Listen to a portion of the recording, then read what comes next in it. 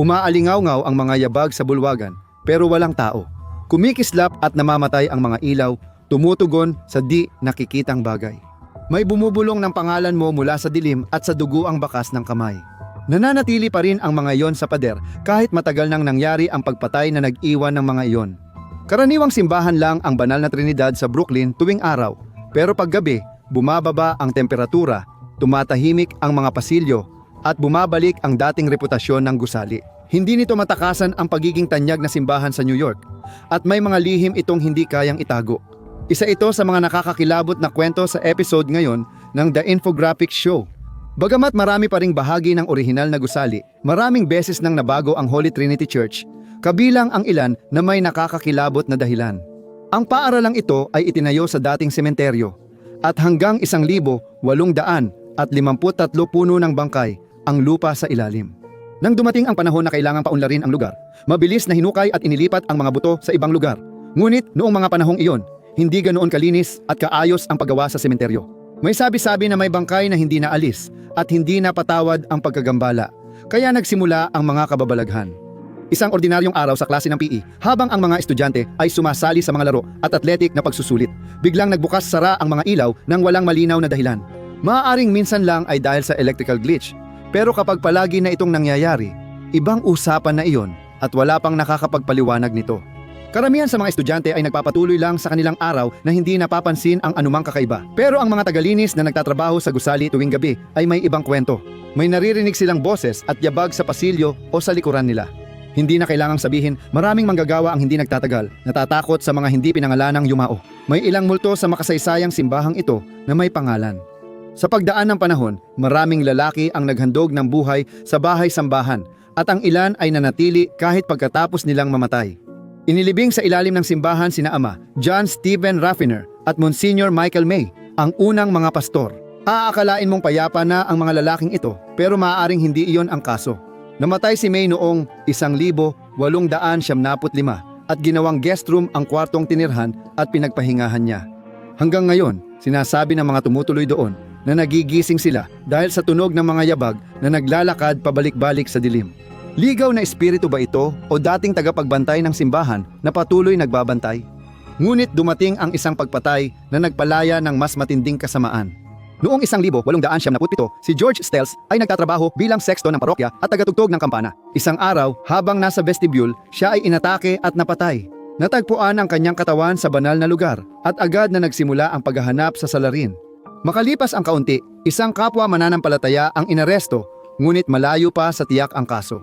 Wala namang motibo ang lalaki at hindi pa advance ang forensic science noon. Kung may sala talaga ang lalaki, dadanas siya ng karma, mapaparatangan sa ibang pagpatay, mahahatulan at bibitayin. Hindi pa rin nahahanap ang pumatay kay George Stiles at sabi ng iba, hindi matahimik ang kanyang kaluluwa hanggat di nalalaman ang tunay na salarin. Sa pagdaan ng mga taon, may mga bisitang nagkwento ng kababalaghan kaugnay sa kaso ni Stiles. May mga nagsabi na nakita nila ang espiritu niya o nakarinig ng kakaiba sa simbahan sa gabi. Ngunit may isang lugar sa simbahan na mas pinaniniwala ang pinamumugaran ng mga multo kaysa sa iba pa, ang Bell Tower kung saan nagtrabaho si Stiles. May ilan na nagsasabing nananatili pa rin ang dugo ng pinaslang na lalaki sa pader at may iba namang nakakita ng dugo ang bakas ng kamay sa hagdanan.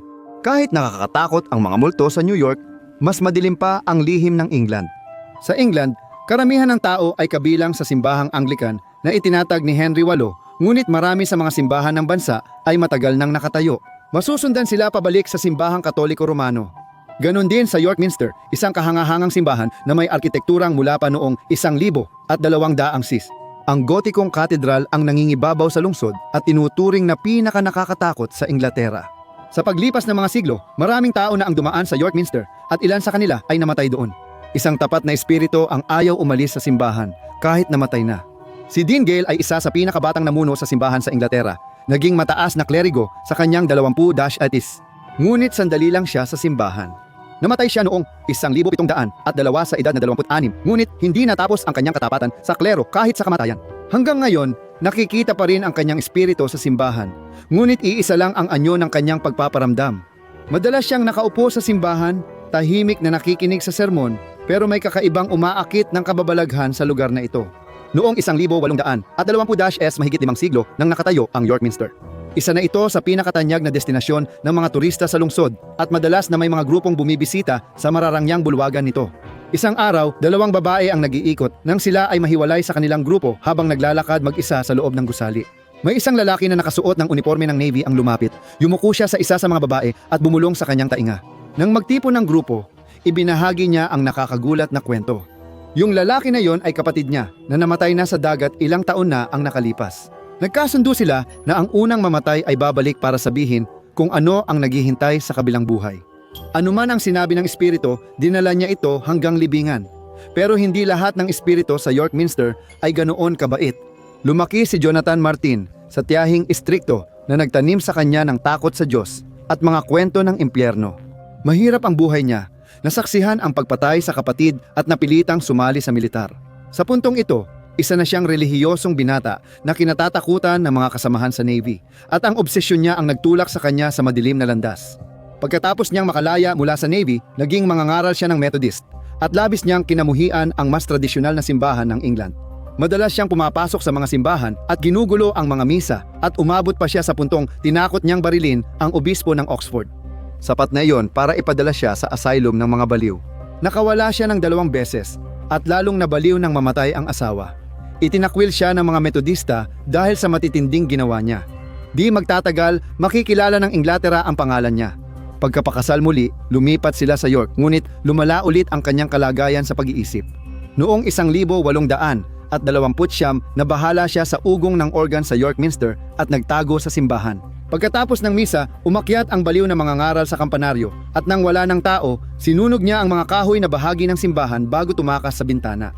Nag-alab ang apoy ng isang araw at malaking bahagi ng simbahan ang nawasak. Gayunpaman, nanatiling buo ang pundasyon ng bato. Nahuli si Martin at muntik nang maparusahan ng kamatayan pero natuklasan ng hukom na baliw siya. Ipinadala siya sa ligtas na mental ospital at nanatili roon ng 9 na taon hanggang mamatay. Ngunit sa panahong iyon, hindi nawala ang kanyang galit. Naging kilala si Martin dahil sa kanyang nakakagambalang mga guhit sa panahon ng kanyang pagkakakulong. Patuloy siyang gumuguhit ng self-portrait. Ngunit mas madalas niyang iguhit ang apokaliptikong sakuna sa London. Hindi nawala ang galit niya sa York Minster. Hanggang ngayon, may mga bumibisita sa simbahan gabi-gabi at naniniwalang nakikita pa rin siyang gumagala sa mga pasilyo, hubad at naglalagablab na patuloy na naninira ng simbahan kahit patay na. At ang tanging mas nakakatakot pa kaysa sa multong may hindi natapos na misyon ay ang multong gustong manira. Ito, hindi siya ang nag-iisang multong pinapatakbo ng galit at hindi rin siya ang nag-iisa sa Inglaterra. Biyahe ng 46 na milya hilagang silangan sa baybayin ng Inglaterra at makikita mo ang Whitby. Dito nakatira ang mahigit 13,000 tao at maraming multo. Ang pinakamatandang palatandaan ng bayan ay ang simbahan ni San Maria na itinayo noong 1110 at nirebisa ng malaki noong ika-19 na siglo.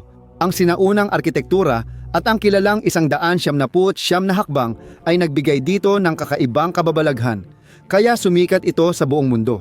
Ginawang immortal ni Bram Stoker ang libingan ng simbahan sa Dracula. Sa nobela, inilalarawan ng tagapagsalaysay ang pagmamasid sa simbahan sa kalapit na Whitby Abbey habang dumarating ang mga ulap, tinatakpan ang mga guho, bago may kakaiba at posibleng sobrenatural na lumitaw sa paningin. Ang tagpong iyon ay umaakit ng maraming naghahanap ng kilig sa tahimik na bayan sa Inglaterra, umaasang makita ang pinagmulan ng takot. Dahil ang Whitby ay kilala sa mga multo, ang unang multong gumambala sa Abbey ay si Hilda ng Whitby, isa sa mga pinakakilalang mamamayan ng bayan. Ang makasaysayang mamamayang ito ang nagtatag at unang abadesa ng monasteryo at ayon sa alamat, tumunog ang mga kampana sa kanyang pagkamatay. Madalas pa ring makitang gumagala ang kanyang espiritu sa Abbey, nakatanaw sa mga bintana at binabantayan ang bunga ng kanyang mga gawa. Pinili niyang manatili, ngunit ang isa pang espiritu ay walang pagpipilian at namatay sa kanyang matinding galit. Mahirap ang buhay sa Abbey, puno ng debosyon at kulang sa makamundong saya. Ngunit kahit ang pinakadedikadong madre na naninirahan doon ay hindi ligtas sa tukso, ngunit isa lamang ang kumilos dahil dito. Si Constance de Beverly ay natukso na suwayin ang kanyang mga panata nang makatagpo siya ng isang makisig na kabalyero at nagpadala sa kanyang mga pagnanasa. Nagkita sila ng lihim nang nilabag ni Constance ang kanyang panata at nahuli agad ang pagtataksil niya. Mabigat ang parusa noon. Ang simbahan ang batas at kamatayan ang parusa sa pagtataksil sa panata. Ikinulong si Constance sa Abadya at sinasabing naririnig ang kanyang hikbi at panalangin ng kapatawaran hanggang sa siya'y namatay. Wala nang natira sa Abadya kundi mga guho ngayon at matagal nang nawala ang mga pader na iyon, kasama ng mga labi ng kaawa-awang madre sa alamat. Ayon sa mga bumibisita, naririnig pa rin ang malungkot na hikbi at panalangin sa guho. Para makita ang pinakanakakatakot na multo ng Whitby, lumabas ka ng sementeryo. Ang Whitby ay isang bayang pantaglay ng mga barko at naging tanyag na libingan para sa mga mandaragat na namatay sa dagat. Mabilis na puno ang sementeryo sa bakuran ng Santa Maria, kaya madalas dumaan ang mga nagluluksa para magbigay galang. Madalas dinadala ang mga bangkay mula Pantalan papuntang sementeryo gamit ang mga itim na karwahe para sa marangal na paghatid. Pagsapit ng gabi, nag-iiba ang karwahe. Ang alamat ng Barges Coach ang pinakamatagal na kwento ng kilabot sa Whitby. Ayon sa alamat, sa ikatlong gabi matapos ang libing, muling babalik ang karwahe. Ngunit sa pagkakataong ito ay magiging isang nakakatakot na multo ng mga hindi na namamatay. Walang ulong kabayo ang hihila ng karwahe at ang mga pasahero ay kalansay ng mga marinong pumanaw na bumabalik para magbigay galang sa yumaong kasamahan. Isasama nila ang kaluluwa ng namatay sa karwahe tapos mabilis itong aalis sa gabi. Ngayon, nag-iingat ang mga taga-Whitby kapag naglalakad sa gabi. Ang Whitby ang naging inspirasyon ng mga bampira. Maaaring may nakakatakot na tanawin na naging tahanan nila. Ang New Orleans ay kakaibang lugar sa United States dahil sa impluwensya ng mga Pranses na kolonyal sa kultura, wika at relihiyon nito. Noong 1700s, bago pa itinatag ang United States, nagsimula na silang magtayo ng mga pasilidad ng simbahan. Noong 1727, itinayo ng mga Madre Pranses ang Ursulina Convent. Ang mga madre ay nag-aaral at nagdarasal, pati na rin nagpapatakbo ng ospital at paaralan para sa mga batang babae. May madilim bang alamat sa likod ng banal na pader ng New Orleans? Matagal na itong kilala sa mga kwento ng multo. Sa dami ng mga kwento tungkol sa mga ligaw na espiritu na gumagala sa mga kalsada, may isang kwento na tumagal ng higit pa sa iba, ang kwento ng mga dalagang kabaong. Kilalang kilala na ginamit ng Pransya ang kanilang mga kolonya sa Bagong Mundo bilang tapunan ng mga bahagi ng kanilang kultura na itinuturing nilang hindi kanais-nais. Karaniwan ito. Ang Georgia ay isang penal colony ng Britanya, pero sa Pransya, ang mga Katolikong pari ay nagtaguyod na bakantehin ang mga bilangguan ng kababaihan. At ang mga babaeng ito na may masamang reputasyon ay ipapadala sa mga kolonya upang maglingkod sa kumbento o pakasalan ang mga unang nanirahan doon. Ayon sa alamat, may masamang sorpresa na naghihintay sa kanila. Mabagsik ang paglalakbay sa Atlantiko. Karamihan sa mga nakarating ay may sakit, maputla, at mahina dahil sa kakulangan ng pagkain, tubig, tuloy-tuloy na pagkahilo, at pagkalantad sa mga elemento. Pero para sa mga lalaking naghihintay na makita ang kanilang mga posibleng mapapangasawa na bumababa mula sa barko, sila ay nabigla. Ito na ang pinakamaputlang mga babae na nakita nila kailanman. Parang bawat isa ay nababalot ng anino at umiiwas sa araw. Hindi lang sila mukhang may sakit o hindi natural, at hindi lang iyon ang kakaiba. Ayon sa ulat, bawat babae ay bumaba ng barko na may malaking bagahe na kasya ang tao sa loob. Sinasabi nilang para ito sa gamit nila, pero wala namang mayaman sa kanila. Marami galing kulungan. Malamang ay hindi sila nagdala ng maraming damit. Ang mga babae ay dinala sa kumbento para sanayin maging angkop na asawa sa mga naghihintay na lalaki. Dinala ang kanilang mga bagahe sa ikatlong palapag ng kumbento na isinara at may isang daanan lang, at pagkatapos ay nawala sila. Hinanalughog ang kumbento ngunit walang natagpo ang gamit. Wala ni isa sa mga babae ang mukhang nabahala dito at hindi rin sila nagbigay ng anumang paliwanag. Ipinako at isinara ang ikatlong palapag ng kumbento na binasbasan pa raw ng Santo Papa. Pero ayon sa alamat, huli na ang lahat. Dahil ang mga kabaong na iyon ay hindi naglalaman ng mga damit o pampaganda, kundi mga vampira mula mismo sa lumang bayan, at ngayon ay pinalaya na sila sa bagong silang na lungsod ng New Orleans. Vampira rin ba ang mga babae o alipin lang sila? Hindi rin malinaw ang mga alamat, pero sabi ng mga taga rito, mula noon ay ginambala na ang New Orleans. Panahon ito ng unang dating ng mga imigrante sa lungsod, ngayon may bagong elementong ipinakilala. Ang Ursulina Convent ba ang naging sentro ng supernatural na pagsalakay sa Crescent City? Maraming bersyon ng kwento, pero isang bagay ang tiyak. Sa 300 taon, naging laganap sa lungsod ang mga kwento ng multo, aswang, voodoo, at iba pang supernatural na pangyayari. Maraming naniniwala na nagsimula ito nang tumawid sa Atlantic ang mga misteryosong kabaong at inilabas sa isang banal na abi.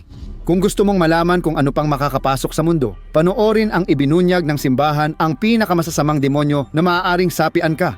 O i-click ang video na ito